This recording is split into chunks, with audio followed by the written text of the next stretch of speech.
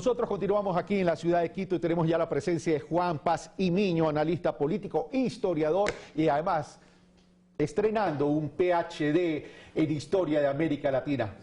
Mi querido Juan, gracias Carlos. Bienvenido al país de nuevo y por cierto, felicitaciones. Muchas gracias. Bueno, estábamos ausentes algún tiempo. Físicamente, pero igual he estado pero siempre en contacto con las cuestiones del Ecuador. Bueno, entremos a la coyuntura.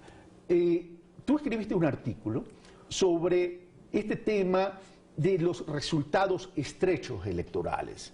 Y daría la impresión que por ser un resultado estrecho significaría para algunos analistas, algunos sectores que guardan cercanías con posiciones políticas, significaría que esa estrechez no le daría legitimidad a un gobierno que gana con un margen muy pequeño. Juan Paz Imiño. Gana con un margen muy pequeño, pero es un gobierno legitimado socialmente.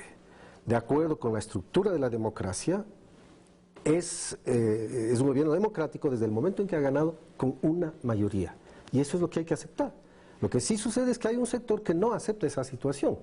Y por creer que tiene una significativa votación, el candidato Guillermo Lasso tiene 48% en definitiva, en términos redondos, mientras Lenín Moreno tiene el 51%. Claro, esa diferencia hace pensar que falta legitimidad. No es así, es un gobierno absolutamente legítimo. ¿Qué antecedentes hay en el país en relación a estos resultados? Bueno, hay varios. Yo no tengo ahora el reporte de algunos antecedentes que hay de estrechez en cuanto a estos márgenes, pero nunca se discutió la legitimidad de un gobierno que asciende con el 50 más, aunque sea un voto adicional. Eso es democracia y eso es legitimidad social y política para cualquier gobierno. ¿No estaríamos entonces comprendiendo lo que son las segundas vueltas? Ah, claro, además hay eso, ¿no? Es que se hizo tanto después de la segunda vuelta para tratar de convencer a la población del fraude, de que no hay un gobierno legítimo, de que este es un resultado inesperado y sospechoso, que precisamente en ese ambiente convencer a una cúpula antidemocrática que existe en la ultraderecha ecuatoriana, más un sector de clase media que se alía a esos conceptos, porque simplemente quiere seguirlos, no logra entender que hay otra lógica y otra dinámica en la política, que es la mayoría que se ha expresado. Bueno, en esas condiciones yo creo que hay que reconocer, para el próximo gobierno eso es vital, que no tiene un gran apoyo, una gran adhesión de un sector de ecuatorianos sobre los cuales habrá que trabajar para tratar de rescatar. Pero ahí tendríamos entonces que hacer una gran diferenciación de lo que tú me explicas. Una cosa es legitimidad y otra cosa es gobernabilidad. Ah, claro que sí. Ahora, en ese sentido, en esta otra ala de la gobernabilidad, significaría que uno de los retos principales del nuevo gobierno es lo que decía Lenín Moreno, tender puentes. Sí. Exactamente, y yo creo que sí es un reto para el próximo gobierno tender puentes con este sector que representa un número significativo de votantes en el Ecuador, sobre la base de la legitimidad democrática alcanzada, sobre la base de la legitimidad constitucional alcanzada por el gobierno, sobre la base de la proclama que se hace de un resultado oficial, no de encuestadoras, que eso me parece lo más ridículo. Sobre esa base, ciertamente que tiene que tender puentes a este otro segmento de población que no está de acuerdo, no con el próximo gobierno, porque no sabemos todavía qué políticas va a llevar, que no está de acuerdo con los resultados que venían del anterior gobierno. Y eso creo que hay que reconocerlo. Los 2 últimos años han sido de una serie de desajustes, incluso en lo económico, que permitieron que mucha gente que antes apoyaba Alianza País se desmarque de ese apoyo. Y en este despiste histórico de cuáles son las fuerzas que están en juego en la vida nacional, entonces optaron por la candidatura de Guillermo Lasso, probablemente no muy bien convencidos de ese proyecto, y algunos incluso rechazando ese proyecto, pero antepusieron esto del rechazo al correísmo y se dejaron más o menos lavar el cerebro. Tienen ciertos temas que les preocupan. Ah, claro. Vamos por el tema. A ver, ¿puentes hacia dónde? El sector empresarial es uno, lo acabamos de escuchar a Fidel Márquez. Sí. El sector de los trabajadores es otro, también tiene su preocupación. El sector de la salud, los médicos dicen no aprueben el Código Orgánico de la Salud que se está discutiendo en la Asamblea Nacional Legislativa, y ahí parece que hay un punto de quiebre. Y el otro tema son las organizaciones sociales. Desde luego, uno de los límites que se ve que tuvo el gobierno anterior, el gobierno de Rafael Correa, es la relación con los movimientos sociales. Y eso es vital para un gobierno que se pretende de izquierda, de nueva izquierda, progresista, democrático. ¿Cuál es su base? Su base no son normalmente el alto empresariado, que en el Ecuador se ha demostrado que es un empresariado que tiene que cambiar en su mentalidad social y política. Porque si observamos lo que pasaba en la vida del Ecuador entre primera y segunda vuelta, sobre todo allí, bueno, hay una cúpula empresarial bastante reaccionaria en el Ecuador y que no tiene conciencia social. Entonces, bueno, sobre esa base, pero de todas maneras el próximo gobierno tiene que tener un puente para provocar el nacimiento de un empresariado privado con conciencia social. Sobre todo, además, porque la inversión va a ser fundamental de lo privado. Pero, ante todo, el gran respaldo que tiene que buscar es en los movimientos sociales. Y hay que tender puentes sobre la población indígena. 5 provincias serranas que tienen mayoría indígena votan por Lasso. Es increíble. Entonces, ahí hay que hacer un proceso de recuperación, de misión, de acción social, de acción política, para tener a este sector como base para continuar una revolución ciudadana de corte de nueva izquierda. Pero, no solo allí. Pero en el tema del sector indígena, el tema es, ¿por dónde pasa? ¿Es por un voto anticorrea o por la poca o ausente satisfacción de las políticas públicas en relación a ese sector? Yo creo que es un tema complejo. Hay de una parte la falta de acción del Estado con respecto a una serie de planteamientos que provienen del mundo indígena. Educación bilingüe, la reforma agraria, la propia administración de sus comunidades, el manejo del agua, etcétera, que son muy sensibles. De otra parte, hay que reconocer que existen unos liderazgos indígenas de ultraderecha que se manifestaron claramente en las votaciones de primera vuelta y de segunda vuelta. ¿Qué hacemos con ese sector?